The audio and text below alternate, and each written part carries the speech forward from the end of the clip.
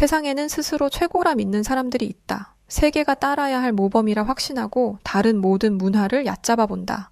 그러나 진짜 충격은 그렇게 믿어 의심치 않던 자부심이 송두리째 흔들리는 순간 찾아온다. 믿을 수 없는 일이 벌어졌습니다.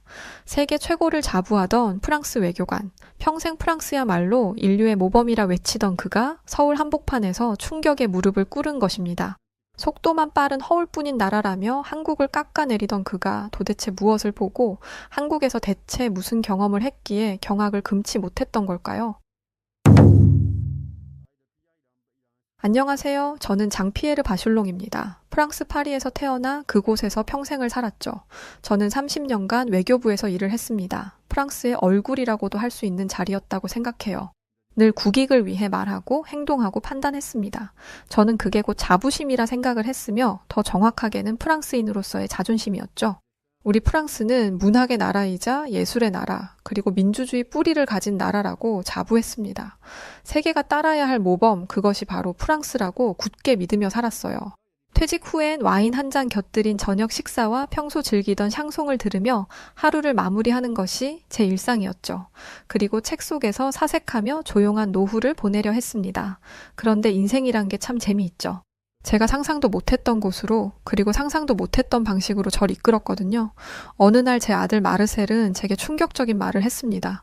아버지, 저 결혼하려고 해요. 너무 놀라긴 했지만 한편으로는 정말 기쁜 소식이라 생각했어요. 그러나 그 바로 이어서 나온 아들의 다음 말에 저는 얼어붙었습니다. 제가 결혼하려는 여자는 한국 여자예요. 저 서울에서 결혼하려고 해요. 한국이라니 정말 충격적이었어요. 솔직히 말씀드리자면 그때 당시 제 머릿속엔 그저 한국은 아시아의 미국 짝퉁 정도의 이미지뿐이었죠. 한국을 보면 디지털에만 과하게 빠져 있고 본질 없는 속도만 중시하는 나라 같았습니다. 표면은 그럴듯하게 화려하지만 깊이는 없는 그런 편견이 있었어요. 그런 제가 아들의 혼인으로 인해 서울로 향해야 했습니다. 물론 처음부터 곱게 간 건 아니었어요. 저는 자부심을 가방에 꽉 채운 채 이런 마음으로 인천공항에 첫 발을 디뎠습니다. 당신들은 아직 우리만큼 성숙하지 않았을 테니 내가 좀 가르쳐줘야지. 한국인이 내 사돈이라니 정말 수준부터가 다르겠지. 애초에 무시부터 시작하고 도착한 한국은 제게 정말 충격적인 깨달음을 주기 시작했어요. 아주 고요하고 평온하던 제 단단한 인생이 미친 듯이 흔들리기 시작했죠. 제가 한국으로 떠나던 날 파리 샤를드골 공항의 아침 공기는 꽤 쌀쌀했습니다. 제 가방엔 고급 와인 한 병, 샤브레르의 소설 한 권, 그리고 약간의 인내심이 담겨 있었어요. 서울이라는 낯선 도시로 향하면서도 저는 이렇게 생각을 했습니다. 결국은 내가 설명해야겠지. 진짜 유럽식 고풍스러운 삶이란 무엇인지를 말이야. 비행기 안에서 저는 제 아들 마르셀의 사진을 한참 동안 바라봤어요. 제 아들은 한때 저처럼 날카롭고 당차며 자신감이 넘쳤는데 요즘은 눈빛이 많이 부드러워진 걸 느낄 수 있었습니다. 아들의 그런 변화가 이상하게 저는 불안하게 느껴지기도 했어요. 아버지, 한국에 가보시면 알아요. 한국은 진짜 좋은 나라거든요. 아들의 이 말이 내내 머릿속을 맴돌았습니다. 그렇지만 저는 속으로 이렇게 중얼거렸어요. 한국, 그건 아시아의 미국 짝퉁일 뿐인데 대단해봤자지. 속도만 빠르고 개성은 없고 어딜 감히 프랑스와 비교를 해. 자부심, 이것은 바로 제 오랜 친구였어요. 파리에서 외교관으로 살아온 삶은 하루하루가 우리는 다르다는 걸 증명하는 일이었죠. 세계 여러 나라를 다녀봤지만 늘 결론은 같았습니다. 역시 프랑스는 대단해. 역시 프랑스는 다르지. 하지만 그 믿음은 인천공항에 발을 디딘 순간 조금씩 흔들리기 시작했습니다. 우선 이상할 만큼 조용했어요. 출입국 심사는 정말 빠르게 진행되고 있었고 꽤나 체계적이었죠. 심지어 그 바쁘고 정신없는 와중에 한국 공항 직원들은 친절해서 놀라긴 했습니다. 자동 안내 시스템, 전자 여권 판독기, 공항 곳곳에 안내 AI 로봇들까지 최첨단 시스템과 어우러져 모두 정확하게 움직이고 있었어요. 저는 그 모습을 보며 생각했습니다. 조금 기계에 의존하는 건 아닐까? 한국은 프랑스에 비해 인간적인 따뜻함은 부족한 것 같은데 뭐랄까 기계적으로 움직이는 느낌이 든다거나 할까? 하지만 솔직히 말하자면 이런 생각도 들었어요. 근데 뭐 이런 시스템이 있으니까 확실히 편리하긴 하네. 빠르기도 하고 또 이렇게 매끄러울 수 있다니 놀랍긴 하네 뭐. 프랑스에선 세금 고지서 하나 처리하는데도 몇 주가 걸리는데 여기선 공항에서의 모든 과정이 10분도 채 걸리지 않아 다 끝나버렸습니다. 그게 저를 무척이나 당황스럽게 만들었어요. 저는 캐리어를 끌며 도착 게이트를 나섰습니다. 그리고 그곳에서 제 아들과 그리고 앞으로 저의 또 다른 가족이 될 사람들을 만났어요. 모두 환한 얼굴로 절 맞아주었습니다. 그리고 그들의 뒤편으로 높은 건물들, 빠르게 움직이는 사람들에 이어 밤까지 환한 도시의 불빛이 스쳐 지나가고 있었어요. 저는 속으로 중얼거렸습니다. 이건 내가 생각한 동양이 아닌데 진짜 미국 짝퉁 정도로 생각했는데 한국의 모습이 생각보다 괜찮은 것 같기는 하네. 하지만 저는 아직 제 자존심의 껍질을 벗을 준비가 되어 있지 않았어요. 그래서 억지로 태연한 표정을 지었습니다. 그럼 그렇지. 확실히 석양은 파리를 이길 수가 없지. 경관은 뭐 딱히 볼만한 게 없네. 그 말에 제 아들은 조용히 웃었습니다. 그 미소의 의미는 꼭 이런 느낌이었죠. 이제부터 아버지가 한국에 대해 좀 배워야 할 차례 같네요. 한국에 대해 보면서 놀라지나 마세요. 꼭 이렇게 말을 하는 것 같았습니다. 그리고 그렇게 제가 알던 세계는 아주 조금씩 깨지기 시작했어요. 서울에 도착한 지 이틀이 지난 후 저는 아들 마르셀과 결혼할 가족들을 만나게 되었습니다. 외식을 할 줄 알았는데 의외로 집으로 저를 초대해서 놀라긴 했어요. 그렇게 도착을 해보니 한국 서울에 위치한 작은 아파트였습니다. 깨끗하게 정돈된 현관 앞에서 그들은 정중하게 저를 맞이했습니다. 장피에르 씨, 먼 길 오시느라 고생 많으셨습니다. 그래서 직접 손수 대접하고 싶어서 집으로 모셨습니다. 그 말과 함께 그들은 거의 허리를 반쯤 접은 듯 고개를 숙여 인사를 했어요. 그 모습에 저는 무척이나 당황했습니다.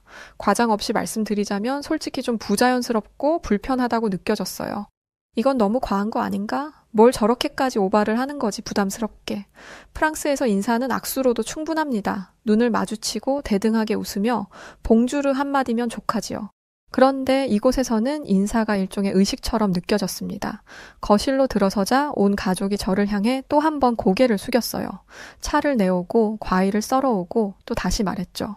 감사합니다. 정말 영광입니다.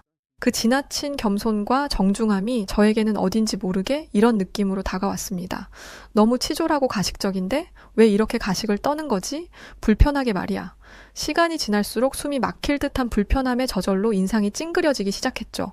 그렇게 불편한 상태로 식사를 이어갔습니다. 명절이 가까워서 그런지 예비 며느리 가족은 한국의 전통 음식을 한 가득 준비했더라고요. 잡채, 갈비찜, 나물, 김치 등등 정말 상다리가 휠 정도였죠. 그리고 제게 젓가락을 건네며 조심스레 말했습니다. 혹시 불편하실까봐 유럽식 수저도 준비를 따로 했습니다. 편하게 드세요. 입맛에 맞으셔야 할 텐데 걱정이네요. 저는 애써 웃으며 대답했어요. 괜찮습니다. 다만 저는 진짜 음식을 다 좋아해요. 프랑스식으로 향과 텍스처가 살아있는 그런 음식 말이죠. 그 말에 순식간에 정적이 흐르기 시작했습니다. 그들은 웃었지만 조금은 어색한 웃음이었고 저는 그걸 눈치채지 못한 채 계속 말을 이어갔어요. 한국 음식은 너무 양념이 강하네요. 재료 본연의 맛이 사라지는 느낌이 들어요. 그리고 반찬이 왜 이렇게 많죠? 다 먹지도 못할 텐데 낭비 아닌가요? 식탁 위가 너무 산만한 건 처음 보네요. 프랑스에선 요리 하나하나 주연인데 한국은 참 요란법석한 게 한국답네요.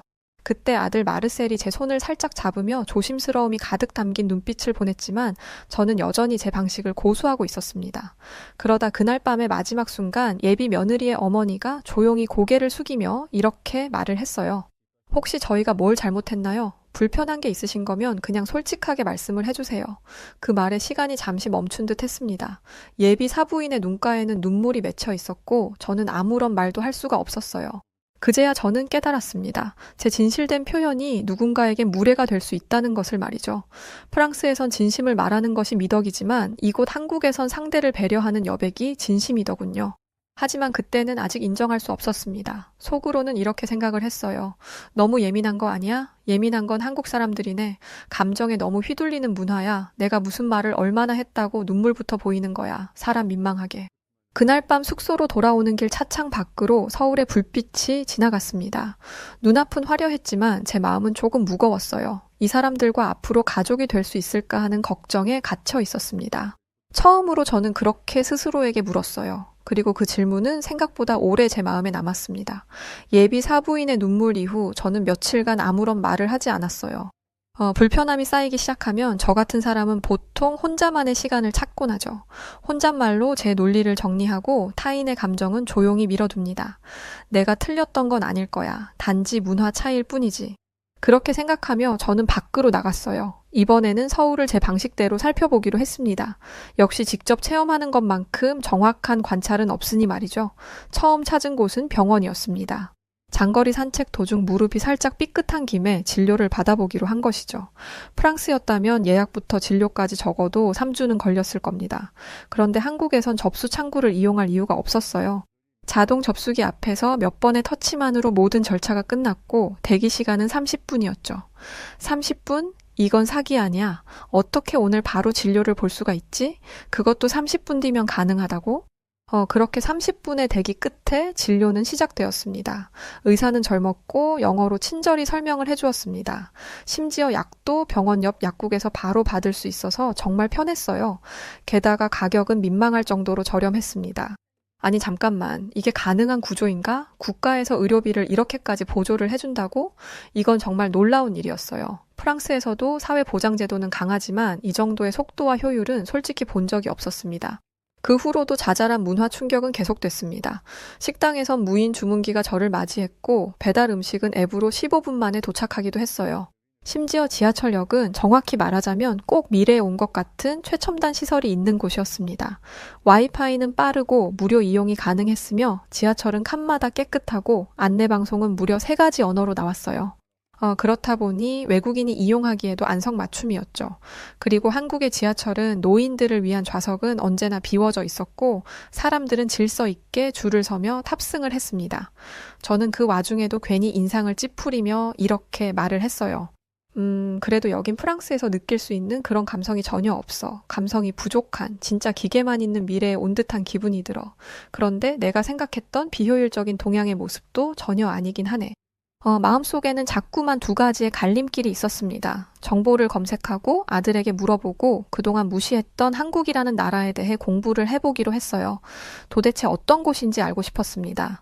그 과정에서 저는 명확하게 깨달았어요. 이 나라의 발전은 단순히 기술의 문제가 아니었다는 사실을 말이죠. 사람들이 시간을 소중히 여기고 공동체를 배려하는 방식이 시스템에 반영되어 있다는 것을 알았습니다. 그날 저는 처음으로 조용히 인정을 했어요. 뭔가 좀 배워야 할 것 같은데. 물론 입 밖으로는 말하지 않았습니다. 여전히 겉으론 태연한 척 와인잔을 들고 프랑스식 푸념을 흘렸죠. 그래도 파리의 메트로엔 낭만이 있잖아. 하지만 제 마음속에선 분명히 무언가가 달라지고 있었습니다. 그리고 그 변화는 아주 은밀하게 시작되고 있었어요. 한국의 병원과 대중교통에서 놀라운 경험을 한 이후 제 마음속엔 설명할 수 없는 혼란들이 생기고 있었습니다. 이 감정이 감탄인 건지 아니면 당혹감인지 혹은 굳건하게 지켜온 자존심이 무너지는 불쾌감인지 모를 감정들이 서서히 차오르고 있었죠. 그런 상태로 아들 마르셀과 단둘이 저녁을 먹게 되었습니다. 한국 서울에 위치한 작은 선술집이었죠. 한국식으로는 호프집이라고 부른다고 하더군요.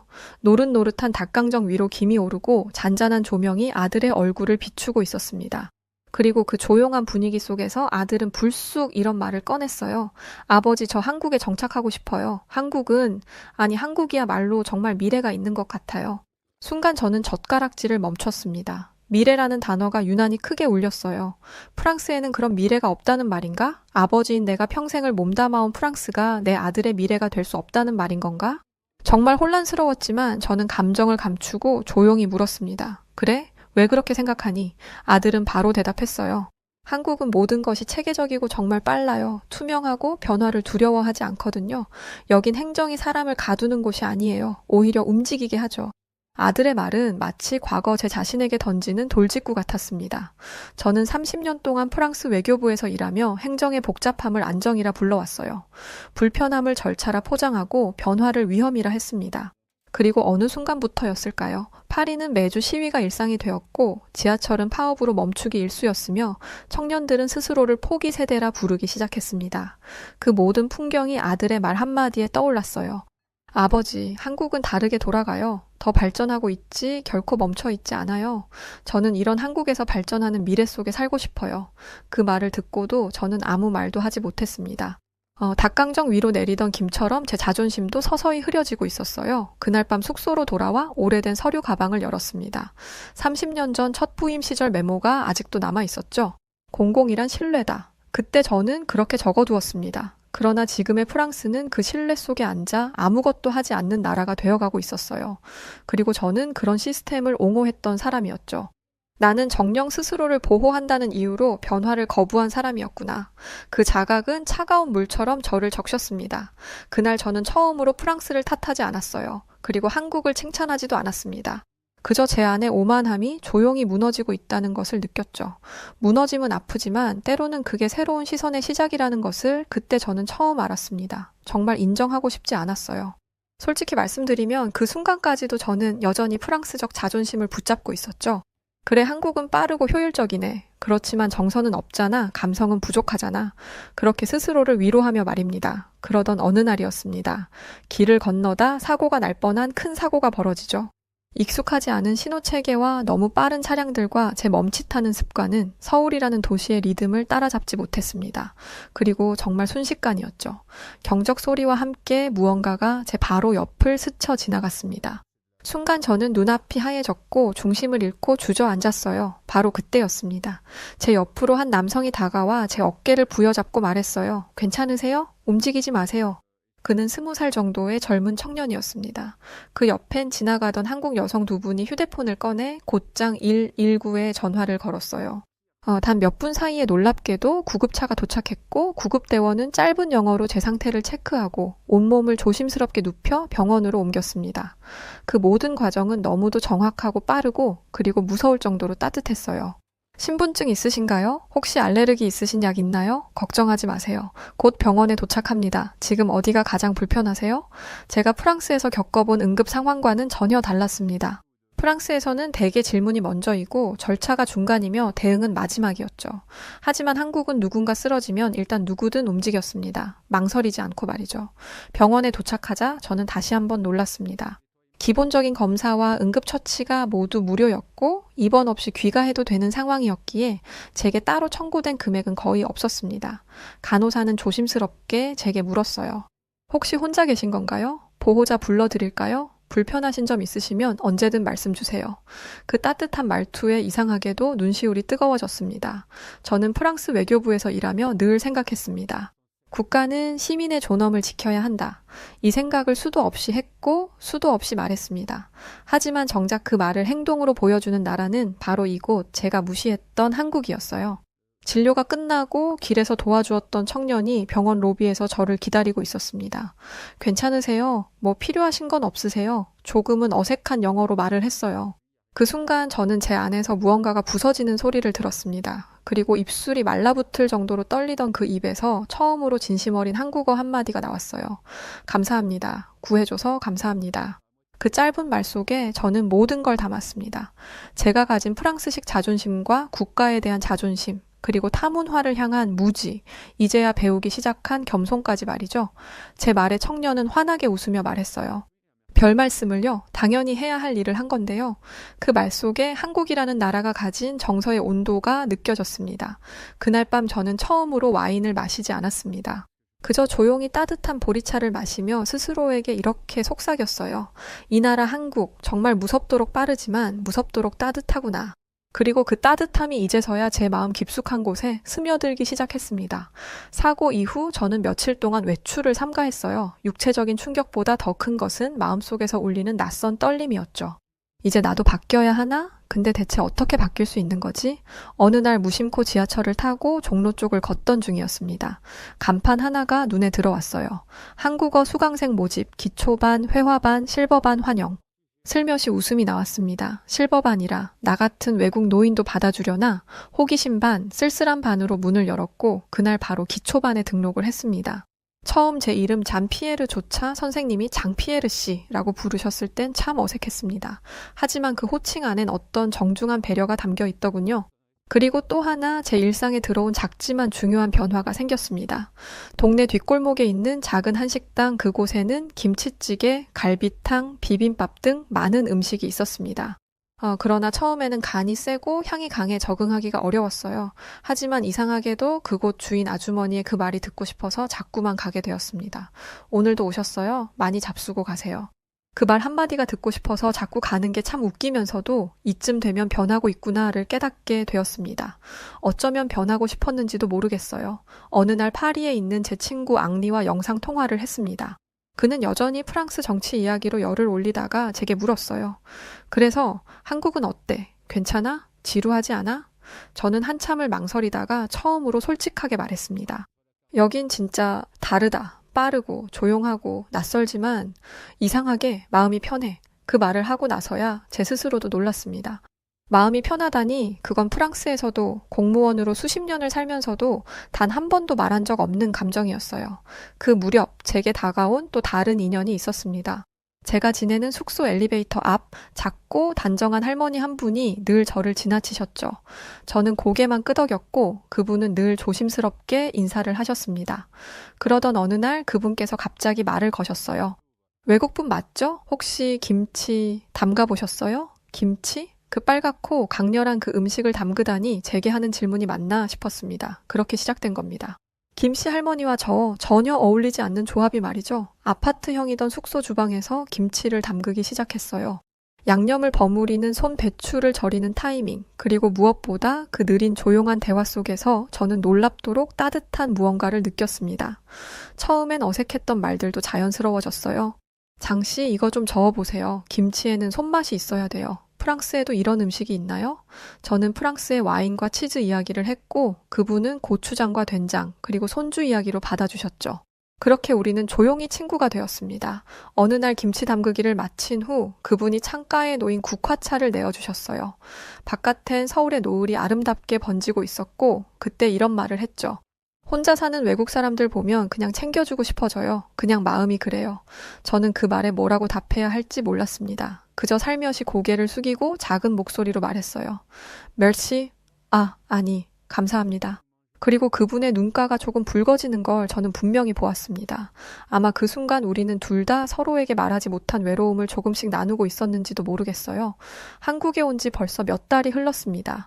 처음엔 모든 게 낯설고 불편했지만 이제는 저도 모르게 지하철에서 자리를 양보하고 식당에서 잘 먹었습니다 라고 인사를 하고 나오고 있었죠. 그리고 이날은 그 모든 변화의 정점 제 아들 마르셀의 결혼식 날이었습니다. 아침부터 바쁘게 준비한 덕에 양복 위에 덧입은 한복이 어색하면서도 나름 근사해 보이더군요. 색동 고름, 정갈한 복장, 그리고 붉은 빛이 도는 단청 장식 속에서 한국식 전통 혼례는 시작됐습니다. 처음엔 익숙하지 않았어요. 신랑 신부가 큰 절을 하고 어르신들께 차를 올리며 절을 드리는 그 모습이 프랑스식 결혼과는 너무 달랐습니다. 우리는 자유롭고 낭만적인 결혼식을 선호하는데 말이죠. 하지만 그곳에는 그 깊은 절 속에는 시간을 뛰어넘는 존경이 담겨져 있다는 것을 이내 깨닫게 되었습니다. 저는 제 아들을 봤어요. 단정하게 한복을 입고 신부의 손을 잡고 어른들 앞에 무릎을 꿇고 절을 올리는 그 모습은 그 어떤 외교 행사에서 봤던 것보다 더 진지하고 더 진실했습니다. 그리고 문득 제 옆에 앉아 계신 사부인이 눈가에 손수건을 대고 계신 걸 봤어요. 바로 그때였습니다. 가슴 속에서 아주 오랜만에 무언가가 벅차게 올라왔어요. 그래, 이건 진짜구나. 그 순간 제 눈에도 눈물이 맺혔습니다. 그때 누군가가 어깨를 툭 치며 물었어요. 괜찮으세요? 저는 눈시울을 훔치며 작게 고개를 끄덕였습니다. 예, 조금 감동해서요. 예식이 끝나고 하객들과 인사를 나누는 자리에서 사돈댁에서 먼저 다가왔습니다. 지난날 어색하고 딱딱하고 부담스럽게만 느껴지던 그들의 미소가 그제야 따뜻하게 느껴졌어요. 그 순간 저는 마음을 다해 진심을 담아 말했습니다. 감사합니다. 고맙습니다. 그리고 미안했습니다. 짧은 말이었지만 그 속엔 제가 드릴 수 있는 모든 존경과 사과 그리고 축복이 담겨 있었습니다. 사부인은 잠시 놀란 표정이었지만 이내 웃으며 고개를 숙이셨어요. 저희가 더 감사해요. 그날 밤 결혼식장에서 나오는 길, 서울의 불빛은 유난히 따뜻하고 부드럽게 느껴졌습니다. 제 아들 마르셀이 제게 물었어요.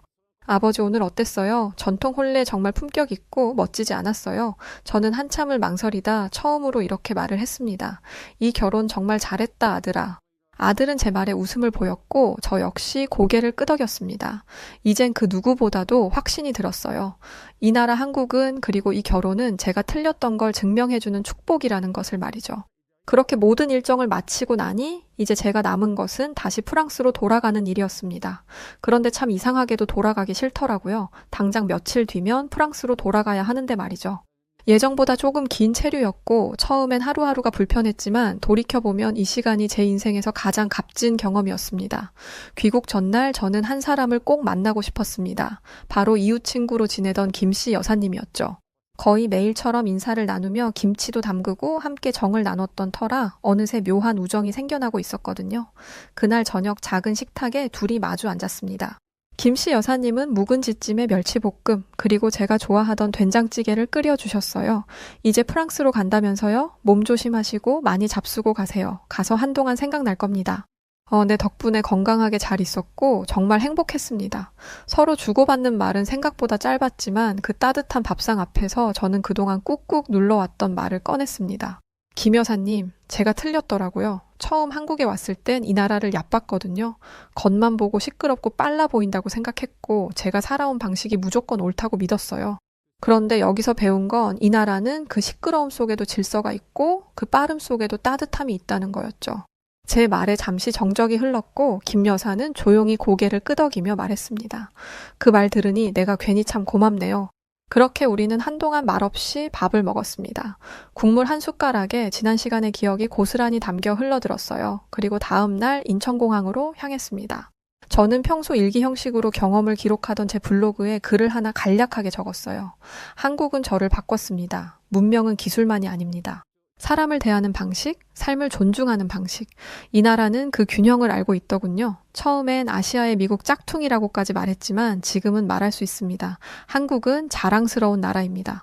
제가 한국에 와서 보고 느낀 것들을 간략하게 적으며 그렇게 저는 비행기에서 한국의 모습을 한동안 말없이 바라봤습니다. 반짝이는 한국 야경의 모습을 보며 생각했어요. 세상은 넓고 아직 우리가 배울 수 있는 나라는 존재하고 있었어. 그리고 그 나라 중 하나가 바로 이곳 대한민국이야. 처음엔 프랑스인으로서의 자부심으로 이 나라 한국을 내려다봤습니다. 유럽이란 뿌리 위에 세워진 역사, 예술, 철학 등 말이죠. 그러나 지금 저는 한국을 인정하게 되었습니다. 한국은 제가 알던 것보다 훨씬 강한 나라였어요. 빠르기만 한 게 아니라 따뜻했고 표면적인 예의 뒤에는 정말 깊은 인간애가 있었습니다. 그리고 무엇보다 내일을 향해 움직이고 있었죠. 끊임없이 멈추지 않고 말입니다. 그러나 프랑스는 아직도 어딘가 멈춰 서 있는 것 같아요. 이렇게 정체된 이상 속에서 과거만 이야기하고 있죠. 이젠 우리 프랑스도 한국의 이런 모습을 배워야 한다고 생각합니다. 겸손해져야 하죠. 한때 무시했던 나라에서 저는 다시 살아가는 법을 배웠다고 생각해요. 그리고 지금까지도 프랑스는 변해야 한다고 말하고 있습니다. 전 이런 깨우침을 준 한국에게 진심으로 고맙고 감사하며 남은 생은 정말 한국인의 모습처럼 살다 가는 것이 마지막 꿈이자 목표입니다. 긴 글 읽어주셔서 감사합니다. 여느 때와 다름없던 미국 캘리포니아의 어느 마을의 아침, 커피를 마시기 위해 카페를 찾았던 한 미국인 여자가 창가에 앉아있던 한 한국인 남자를 한심하다는 듯 바라봅니다. 하지만 이 미국인 여성은 며칠이 지나고 이 한국인 남자 때문에 미국의 한 방송사에서 인터뷰 요청까지 받게 되는데요. 대체 무슨 일이 있었던 걸까요? 안녕하세요, 여러분. 제 이름은 에밀리 존슨이에요. 28살의 어쩌면 그리 평범하지만은 않은 미국 여성이죠. 제 이야기를 들려드리기 전에 먼저 저에 대해 조금 소개해 드릴게요. 일단 저에게 대학 때 만났던 한국인 친구가 하나 있어요. 하지만 늘 조용한 성격 탓인지 내 기억 속에 크게 자리하지 않았던 친구였는데 그 한국인 친구 덕분에 그리고 한국이라는 나라 덕분에 제 인생은 완전히 바뀌게 되었습니다. 저는 캘리포니아 주립대학교에서 컴퓨터 공학을 전공했어요. 대학 시절 저는 늘 큰 꿈을 꾸었죠. 언젠가 제 기술로 세상을 바꾸고 싶다는 꿈이요. 그 꿈을 안고 저는 졸업 후 바로 실리콘밸리로 향했습니다. 세계 최고의 기술 회사들이 모여있는 이곳에서 저는 제 꿈을 이룰 수 있을 거라 믿었거든요. 처음에는 큰 IT 기업에서 일했어요. 그곳에서 많은 것을 배웠죠. 하지만 시간이 지날수록 저는 뭔가 부족함을 느꼈습니다. 제가 꿈꾸던 세상을 바꾸는 일과는 거리가 멀어 보였거든요. 그래서 결심했습니다. 제 손으로 직접 무언가를 만들어 보기로 한 거죠. 그렇게 시작한 것이 바로 제 AI 기반 헬스케어 스타트업이에요. 스타트업이라고 하니 뭔가 대단해 보이나요? 사실 시작은 정말 초라했습니다. 제 작은 아파트 한 켠이 사무실의 전부였죠. 하지만 저에겐 열정이 가득 충만해 있었어요. 그리고 세상을 조금이라도 더 나은 곳으로 만들겠다는 확고한 의지가 있었습니다. 우리 스타트업의 주력 제품은 AI 진단 시스템이에요. 이 시스템은 환자의 의료 데이터를 분석해 질병을 조기에 진단하는 거죠. 사업 시작을 위해 투자를 요청할 때마다 정말 수없이 많은 거절을 당했습니다. 하지만 포기하지 않았어요. 그리고 마침내 우리의 비전을 믿어주는 투자자들을 만나게 되었고 본격적으로 개발을 시작할 수 있었습니다. 팀을 꾸리고 사무실도 얻었어요. 매일 밤늦게까지 일했죠. 때로는 집에 가지도 못하고 사무실에서 밤을 새우기도 했어요. 하지만 육체적으로나 정신적으로나 힘들다는 생각이 들지 않았어요.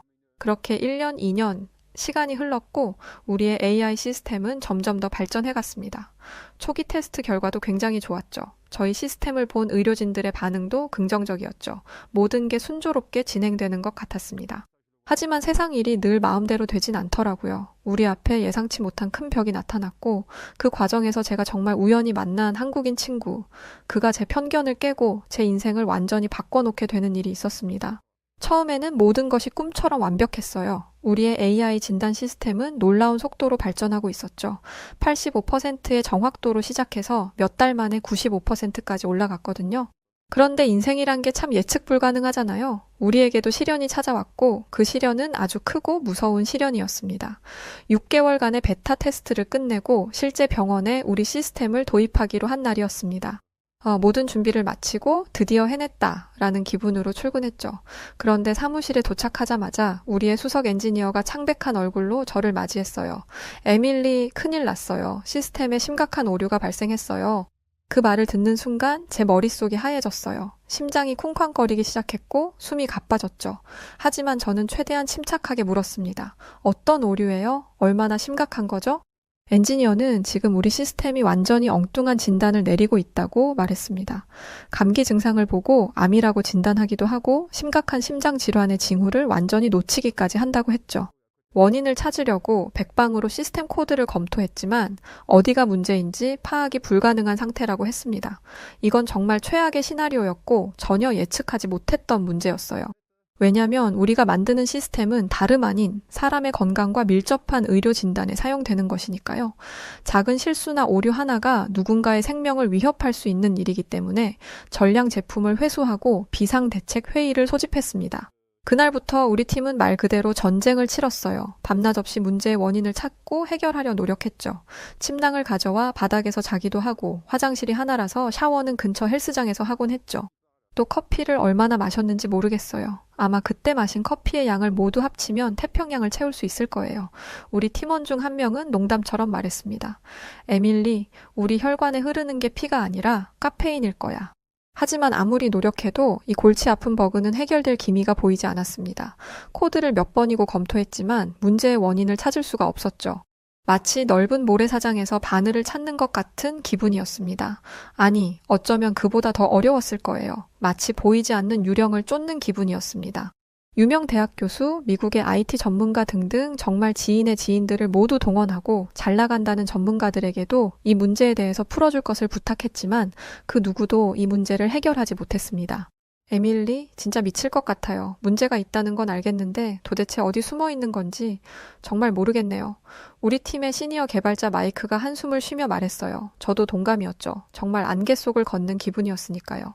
시간이 갈수록 압박감은 커져갔고 투자자들은 매일같이 전화를 걸어왔습니다. 진전 상황을 물어보았죠.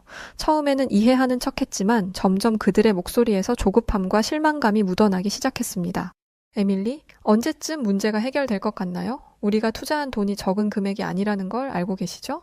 이런 전화를 받을 때마다 제 가슴은 조금씩 무너져 내렸어요. 우리 팀의 사기도 떨어지고 있었죠. 처음에는 할 수 있어 라며 서로를 격려했지만 점점 그런 말들이 줄어들었어요. 대신 무거운 침묵이 사무실을 채우기 시작했죠. 점점 더 절망적인 상황에 빠져들었고 밤마다 잠들기 전에 자문했습니다. 정말 이 일을 할 수 있을까? 그냥 포기하고 아무도 모르게 도망칠까? 이런 생각이 머릿속에 매번 들었습니다. 또한 그 누구도 이 넓은 미국 땅 아래 날고긴다는 전문가들의 조언을 구했음에도 아무도 이 문제를 해결하지 못했으니 우리 미국의 기술력과 IT 전문성에 실망하기도 했어요. 이게 한계인가 싶었으니까요. 모든 게 꿈이라는 생각이 들었습니다. 그때 문득 대학 시절이 떠오르더군요. 컴퓨터 공학을 전공하면서 늘 밤을 보내며 프로젝트를 완성하던 그때 말이죠. 그때도 지금처럼 힘들었지만 결국 해냈었고 그 경험들이 지금의 저를 만들었었죠. 그러면서 되뇌었습니다. 그래, 포기하지 말자. 길이 있을 거야. 라고 말입니다. 다음날 아침 저는 잠시 머리를 식히기 위해 사무실을 나왔어요. 근처 카페에 가서 커피 한 잔을 마시며 머리를 식히고 싶었거든요. 매일 보던 카페였지만 그날따라 왠지 모르게 발걸음이 그쪽으로 향하며 저를 재촉했습니다. 카페에 들어서자 익숙한 커피 향이 코끝을 스쳤어요. 평소와 다름없는 아침 풍경이 펼쳐져 있었습니다. 저는 카운터에 가서 평소처럼 아메리카노를 주문했어요. 그리고 커피를 기다리며 주변을 둘러보았죠.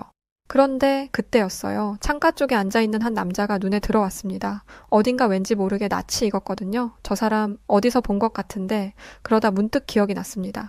대학 시절 같은 수업을 들었던 동양인 친구였죠. 이름이 민준? 맞아요. 박민준.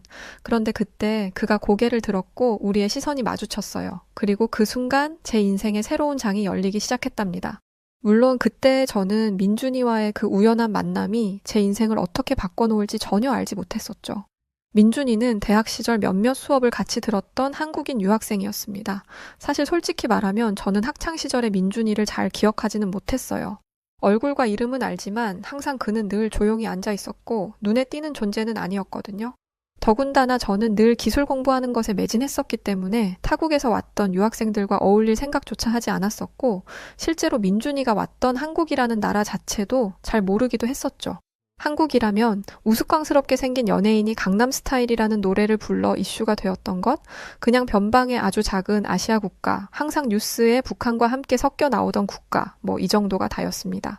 저희는 서로를 알아보고 다가가 인사했어요. 에밀리, 오랜만이다. 잘 지냈니? 민준이가 인사해줬고, 민준이 맞지? 오랜만이네. 라면서 억지로 나오지 않는 미소를 지으며 인사했습니다. 민주는 여전히 대학 시절의 모습 그대로였어요. 단정하게 빗어 넘긴 머리, 수수한 셔츠, 그리고 어딘가 모르게 어색해 보이는 미소까지. 전형적인 모범생 스타일이었죠. 여기서 일하는 거야? 제가 물었어요. 민주는 고개를 저었어요. 아니, 난 지금 한국테크 솔루션스라는 회사에서 일하고 있어. 근처에 미팅이 있어서 잠깐 들렀지. 테크 솔루션스라. 처음 듣는 이름이었어요. 아마 정말 작은 회사겠구나 생각했습니다. 그렇구나. 어떤 일을 하고 있어? 제가 다시 물었어요. 사실 별로 관심은 없었지만 예의상 물어봐야 할 것 같았거든요. 주로 소프트웨어 개발이야. 작은 회사라 이것저것 다 하고 있지. 민준의 대답을 들으며 저는 속으로 역시 라고 생각했어요. 대학 시절부터 민주는 그냥 평범한 학생이었어요. 시험 성적은 꽤 좋았지만 그것 말고는 특별한 게 없었죠. 솔직히 말하면 저는 당시에 동양인 학생들을 좀 얕봤어요. 그들이 열심히 공부하는 건 인정하지만 진짜 창의력이나 리더십은 부족하다고 생각했거든요. 더군다나 경제력 2위인 중국이나 한때 세계를 쥐잡던 일본도 아닌 한국인 유학생이었으니 더 얕봤었죠.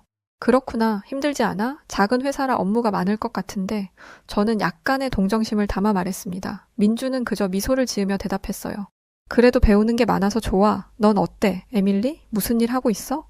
그 질문에 저는 갑자기 우쭐해졌어요. 제 현재 위치를 자랑할 수 있는 좋은 기회라고 생각했었거든요. 사실 나 지금 AI 기반 헬스케어 스타트업을 운영하고 있어. 그 말을 들은 민준의 눈이 커졌습니다. 와, 정말 그거 대단한데? 어떤 일을 하는 거야? 민준의 반응에 저는 더욱 우쭐해졌죠. 변방의 작은 한국이라는 곳에서 왔던 민준이가 감히 상상할 수 없는 위치에서 사업을 운영하고 있었으니 당연히 민준이가 저를 대단하다고 느낄 수밖에 없을 거라고 생각했습니다. 나는 AI를 이용해서 질병을 조기 진단하는 시스템을 개발하고 있어. 의료 분야에 혁명을 일으킬 수 있는 기술이지. 벌써 수십만 달러의 투자를 받았고 주요 병원들과 파트너십도 맺었어. 저는 우리 회사의 비전과 지금까지의 성과에 대해 열정적으로 설명했어요. 민준의 얼굴에는 감탄의 표정이 역력했죠. 솔직히 말하면 사실 민준이의 그런 반응이 꽤나 만족스러웠습니다. 그래, 이게 바로 너와 나의 차이야 라는 생각이 들었거든요. 하지만 이야기를 하다 보니 지금 직면한 문제에 대해서도 털어놓게 됐어요. AI 시스템의 오류, 밤새워 고치려 노력했지만 해결되지 않는 문제들, 민주는 진지하게 제 이야기를 들었습니다. 그의 표정이 점점 깊어지는 걸 볼 수 있었죠. 제가 말을 마치자 민준이는 잠시 생각에 잠기더군요. 그러더니 정말 황당하게도 이렇게 말했던 거였죠. 에밀리, 혹시 내가 한번 봐도 될까? 어쩌면 도움이 될 수도 있을 것 같아. 순간 저는 당황했어요. 아니, 고작 작은 회사에서 일하는 평범한 개발자가, 그것도 대학 때부터 별 볼 일 없던 한국인 친구가 아니 감히 내 문제를 해결하겠다고? 미국에 잘 나간다는 전문가들도 찾지 못한 오류를? 말도 안 돼. 그때 제 머릿속에는 이런 생각들이 스쳐 지나갔어요. 그래서 그런 민준을 향해 이렇게 말했습니다. 민준아, 넌 그저 이름도 없는 회사에서 일하는 평범한 개발자잖아. 내가 운영하는 건 수십만 달러를 투자받은 첨단 기술의 스타트업이야. 네가 어떻게 이 문제를 해결할 수 있겠어? 저도 이런 생각이 편견이라는 걸 알았지만, 그러나 그때 저는 그런 편견에서 자유롭지 못했어요. 대학 시절부터 가지고 있던 고정관념이 여전히 남아 있었던 거죠. 그래서 민준이가 도와주겠다는 그런 제안을 저는 시작도 전에 안 될 거라고 확신해 버렸던 겁니다. 그런데 그럼에도 민준이는 제가 어려운 상황임을 인지했는지 부드러운 표정을 지으며 말했습니다. 에밀리, 나는 그저 친구인 너를 도와주고 싶을 뿐이야. 어차피 지금 문제를 풀지 못해 막혀 있는 거 아니야? 뭐 잃을 게 있겠어? 내가 한번 봐볼게. 그 말에 저는 내심 비웃음이 나왔어요. 잃을 게 없다고? 시간이랑 에너지를 잃겠지. 게다가 네가 우리 코드를 본다고 이해할 수 있는 것도 아닐 거 아냐. 하지만 동시에 제가 할 수 있는 모든 것을 다 해봤는데도 해결책을 찾지 못했다는 사실이 떠올랐어요. 어쩌면 정말 잃을 게 없을지도 모르겠다는 생각이 들었죠. 그리고 솔직히 말하면 민준이 실패하는 모습을 보고 싶기도 했어요. 그러면 제가 가진 편견이 옳았다는 걸 증명할 수 있을 테니까요. 그래, 알았어. 한번 봐줘. 마지못해 대답했습니다. 민준의 얼굴에 밝은 미소가 번졌어요. 좋아. 언제 시간 괜찮아? 우리는 다음날 오후에 만나기로 했죠. 솔직히 말하면 저는 전혀 기대하지 않았어요. 어차피 안 될 텐데 라는 생각뿐이었죠. 그날 저녁 저는 회사로 돌아가 팀원들에게 민준의 이야기를 했습니다. 내일 대학 동창이 와서 한번 봐준대. 기대는 하지 말자. 그냥 작은 회사에서 일하는 평범한 개발자니까. 게다가 한국인이고. 팀원들의 반응도 저와 비슷했어요. 누군가는 에밀리, 우리가 며칠을 밤새워 해결 못한 걸 그 사람이 어떻게 해결하겠어? 라고 말하기도 했죠. 그날 밤 저는 침대에 누워 생각에 잠겼어요.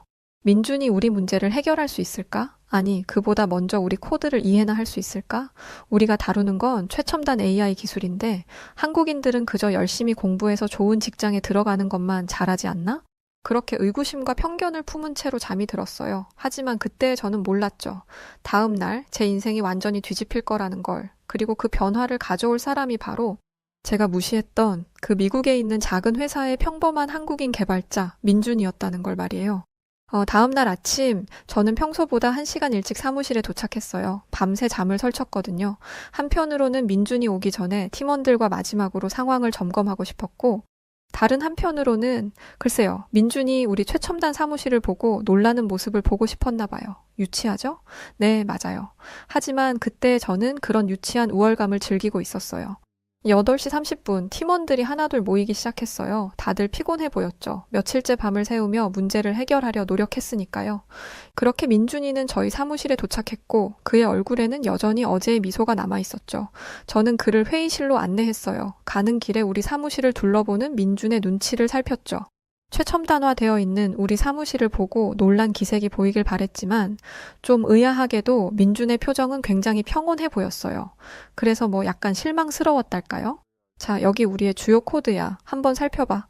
저는 약간의 거만함을 담아 말했어요. 솔직히 말하면 민준이 코드를 보고 당황하는 모습을 상상하며 은근히 기대하고 있었거든요.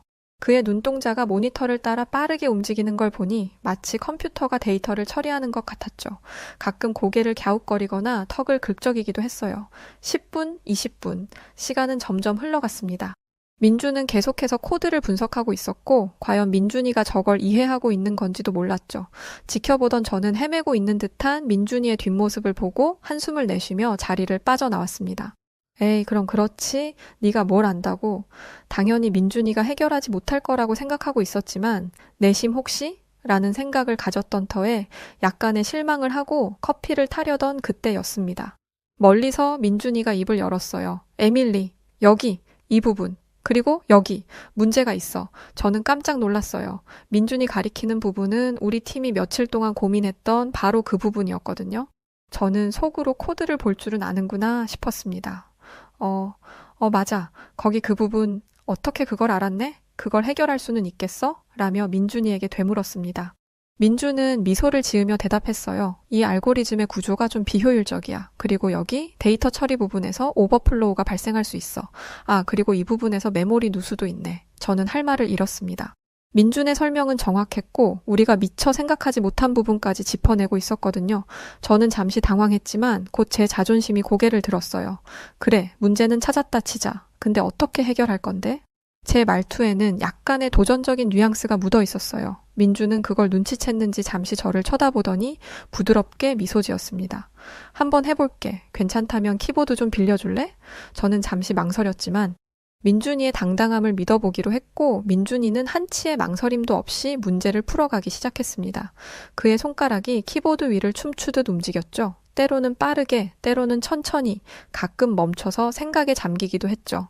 그리고 얼마 후 민준이는 오류를 모두 푸른 것 같다면서 프로그램을 실행해보라고 말했습니다. 이 상황이 저를 포함 모든 팀원들이 믿지 못했어요. 일단 프로그램을 실행해보기로 했죠. 그리고 믿을 수 없는 일이 벌어졌습니다. 모든 게 완벽하게 작동하는 거예요. 오류는 사라졌고 처리 속도는 이전보다 30%나 더 빨라졌어요. 심지어 메모리 사용량도 크게 줄었더라고요. 저와 팀원들은 그저 멍하니 화면을 바라볼 수밖에 없었어요. 민준이는 우리 팀원들은 물론이고 미국의 유명한 IT 전문가들도 해결하지 못한 문제를 단 몇 시간 만에 해결해냈던 겁니다. 그것도 더 좋은 결과로 완벽하게 말이죠. 아니 이게 어떻게 가능한 거야? 놀라움을 감출 수 없었습니다. 민주는 수줍게 웃으며 말했어요. 별거 아니야, 에밀리. 그냥 조금 다른 관점에서 접근했을 뿐이야. 너희가 대부분의 작업을 다 해놨었고 난 그저 마지막 퍼즐 조각을 맞춘 것뿐이야. 아니 이렇게 어려운 문제를 단번에 해결한 것도 놀라운데 이걸 과시하지 않고 우리 팀원들이 모두 해놓은 일의 퍼즐 조각 하나 맞춘 것뿐이라며 보이는 저 겸손한 모습에 순간 저는 깊은 부끄러움을 느꼈습니다. 제가 얼마나 편견에 사로잡혀 있었는지 그리고 그 편견 때문에 얼마나 좋은 기회를 놓칠 뻔했는지 깨달았거든요. 민준이 작은 회사의 평범한 개발자라고 생각했던 제 판단이 얼마나 잘못되었는지 말이에요. 민준아, 정말 고마워. 넌 정말 대단해. 제 입에서 진심 어린 감사의 말이 나왔어요. 하지만 민준이는 겸손하게 웃으며 말했죠. 우리는 친구잖아, 에밀리. 서로 돕는 게 당연하지. 그리고 너희 팀이 정말 훌륭한 기초를 다져놨어. 내가 한 건 정말 작은 부분이야. 그 말을 들으니 더욱 미안해졌어요. 저는 민준을 무시했지만 그는 오히려 우리 팀을 칭찬하고 있었으니까요. 팀원들도 민준이를 무슨 하느님이라도 하늘에서 내려온 듯한 사람처럼 눈을 크게 뜨고 이 상황을 믿지 못하겠다는 표정을 보이며 다들 놀라워하고 있었을 뿐이었습니다. 그때 팀원 중 한 명인 알렉스가 물었어요. 그 누구도 풀지 못했던 오류인데 이걸 어떻게 해결한 건가요? 알려주실 수 있나요? 라는 물음이었고 그건 저를 포함 모든 팀원들이 궁금해하는 부분이었습니다. 민주는 차분하게 자신이 발견한 문제점들과 해결 방법을 설명하기 시작했어요. 시스템은 사실 완벽하게 구현되어 있었어요. 단지 비효율적인 알고리즘 그 부분을 다시 설계해서 적용한 것 뿐이에요. 라고 말했죠. 네, 그랬습니다. 우리는 우리가 정하고 만들어 놓은 시스템을 전반적으로 바라볼 생각은 하지 않고 문제가 된 부분만 들여다보며 고집했던 거였습니다. 하지만 민준이는 이 시스템의 심장이었던 알고리즘을 손본 것이죠. 그날 이후로 제 인생은 크게 바뀌었어요. 민준의 도움으로 우리 스타트업은 급속도로 성장했고 저는 제 편견과 고정관념을 하나씩 깨나갈 수 있었습니다. 또한 민준이는 우리 회사의 기술 고문으로 항상 도움을 주었고 그의 조언은 항상 우리를 올바른 방향으로 이끌어 주었어요. 민준이 덕분에 우리 회사는 대형 투자를 유치하는 데 성공하면서 전 직원 단체 해외여행을 가기로 했어요. 당연히 목적지는 한국이었습니다. 그동안 한국을 아시아의 변방 정도로 생각했던 제가 민준이를 통해 한국을 다시 보는 계기가 되었거든요. 민준이 역시도 한국에 가면 그동안 보지 못했던 놀라운 첨단 기술의 집약체들을 만날 수 있을 거라고 말했습니다. 사실 100% 그 말을 믿진 않았어요. 물론 민준이가 우리의 어려운 문제를 해결한 건 사실이지만 한국에 간다고 무슨 첨단 기술의 집약체를 본다는 건지 의아했거든요. 하지만 이 또한 저의 오만이었습니다. 우리 팀원들은 인천공항에 도착하자마자 엄청난 충격에 휩싸이기 시작했죠. 태어나 난생 처음 왔던 한국의 모습은 솔직히 생각했던 그 이상의 이상으로 엄청났습니다. 입국 심사대에 줄을 서려는데 민준이 우리를 다른 쪽으로 안내하더라고요. 여기로 와. 우리는 스마트 입국 심사대를 이용할 거야. 스마트 뭐라고? 제가 물었죠. 민준은 씩 웃으며 말했어요. 그냥 봐봐. 여러분 믿기 힘드시겠지만 우리는 지문과 얼굴 인식만으로 순식간에 입국 심사를 마쳤어요. 정말 눈 깜짝할 사이였죠. 세상에 이게 정말 공항이 맞아? 저도 모르게 말이 튀어나왔습니다. 민준이 자랑스럽게 말했죠. 이제 시작일 뿐이야. 공항에서 나와 리무진 버스를 탔는데 이게 또 충격이었어요. 고급 좌석에 와이파이는 기본, 심지어 영화 감상까지 할 수 있더라고요. 우리 팀원 중 한 명인 제시카가 우와, 이 정도면 비행기 1등석 수준인데? 라고 말할 정도였어요. 서울 시내에 들어서자 우리 모두 입을 다물지 못했어요. 거대한 빌딩들 사이로 흐르는 한강, 곳곳에 보이는 첨단 기술의 흔적들. 마치 10년 먼 미래 도시에 온 것 같은 기분이었죠. 호텔에 도착해 체크인을 하는데 직원이 우리에게 스마트 키를 건넸고 이게 뭐야? 하며 제가 물었죠. 객실 키야. 앱으로 문을 열 수 있어. 민준이 설명해줬어요. 객실방에는 음성인식으로 작동하는 조명, 자동으로 온도를 조절하는 에어컨, 심지어 변기의 뚜껑도 자동으로 열리고 있었습니다. 그냥 공항부터 호텔까지 모든 시스템이 완벽하게 AI화되어 구현되고 있었습니다. 그때였어요. 민준이가 시간이 많이 늦었으니 내일부터 움직이고 출출하긴 하니까 뭘 먹자는 거였죠. 배고프지 않아? 야식 좀 시켜볼까? 시계를 보니 새벽 1시가 다 되어가고 있었습니다. 이 시간에 무슨 소리야? 다 문 닫았겠지. 제가 말했어요. 민준은 미소를 지으며 스마트폰을 꺼냈어요. 에밀리, 여긴 한국이야. 24시간이 모자랄 정도로 바쁜 나라라고. 민준이가 뭔가를 주문하더니 30분 후 정말로 치킨과 맥주가 배달되어 왔어요. 말도 안 돼. 이 시간에 배달이 된다고? 우리 모두가 깜짝 놀랐죠. 민준이 웃으며 대답했어요. 한국에선 언제든 원하는 걸 배달받을 수 있어? 심지어 산 정상에서도. 우리는 늦은 밤 치킨과 맥주를 즐기며 한국의 놀라운 서비스 문화에 대해 이야기를 나눴어요. 그때 또 한 번 한국이 정말 대단한 나라라는 걸 깨달았죠. 다음 날 우리는 삼성 디지털시티와 현대자동차연구소를 방문했어요. 최첨단 기술들을 직접 체험하면서 우리 모두 한국의 기술력에 감탄했습니다. 특히 인상 깊었던 건 5G 네트워크였어요. 거리 어디서나 초고속 인터넷을 사용할 수 있더라고요. 지하철에서도 끊김없이 고화질 동영상을 볼 수 있었죠. 우리나라에서는 상상도 못할 일이에요. 뿐만 아니라 결제 시스템 역시도 획기적이었죠. 현금은 말할 것도 없고 심지어 카드도 거의 사용하지 않더라고요. 한국 사람들 대부분이 스마트폰으로 결제를 하고 있었고 길거리 노점상에서도 QR코드로 결제가 가능하더라고요. 물론 미국에도 이런 스마트폰 결제 시스템이 있기는 하지만 한국처럼 이렇게 대중적으로 널리 퍼져 있지는 않거든요. 아직도 현금으로 결제하거나 거의 대부분이 카드를 사용합니다. 하지만 한국은 이미 그걸 뛰어넘은 상태였죠. 민준이를 처음 제가 운영하던 사무실에 불렀을 때 첨단화된 제 사무실을 보고도 아무렇지 않은 듯 평온했었는지 한국에 와서 이해할 수 있었습니다. 오히려 부끄러울 지경이었어요. 정말 뜻깊었던 한국에서의 여행을 모두 마치고 우리는 다시 미국으로 돌아가야 했습니다. 일주일간의 한국 여행을 마치고 귀국하는 비행기 안에서 우리는 모두 한국에 대한 생각이 완전히 바뀌었다는 걸 느꼈습니다. 창밖으로 작아지는 서울을 바라봤습니다. 이번 여행은 단순한 회사 단체 여행이 아니었어요. 저와 우리 팀원 모두의 시야를 넓혀준 소중한 경험이었죠. 한국의 특별한 문화와 놀라운 기술력, 선진 시스템까지 그동안 저는 우리가 알고 있는 기술이 세계 최고일 거라고 생각했는데 친구 민준이와 한국을 실제로 체험해보고 나니 고작 나의 울타리 안에서 잘났다고 우쭐대던 한 미국 여자에 불과했었던 거였죠. 귀국 후 우리는 한국의 기업들과 활발히 협력하기 시작했어요. 한국의 기술력과 우리의 아이디어가 만나 시너지를 내기 시작했고 저는 한국의 기업 시스템들을 모두 도입했습니다. 그 때문에 우리 회사는 급속도로 성장했답니다. 그로 인해 우리 회사는 나름 유명세를 탔고 미국의 한 방송사에서는 우리의 스타트업 성공 비결을 묻고 싶다며 인터뷰 요청 메일이 날라오기도 했습니다. 방송사 기자는 저에게 이렇게 빨리 성장할 수 있었던 비결은 무엇이었냐고 물었고 저는 그 질문에 잠시 생각에 잠겼죠. 그리고 내뱉은 제 말에 기자는 놀라워했습니다. 뭐라고 했냐면 우리 회사의 성공 비결은 제 한국인 친구 민준이와 한국에 있습니다. 라고 말했었기 때문이었어요. 기자는 어리둥절한 표정을 지으며 자세히 이야기해달라고 부탁했고 저는 그 질문에 답했습니다. 제 대학 동창이자 현재 우리 회사의 기술 고문으로 있는 박민준이라는 저의 오랜 친구 덕분에 우리는 한국의 놀라운 기술력을 접하게 되었어요. 그가 아니었다면 우리는 지금의 성공을 이루지 못했을 거예요.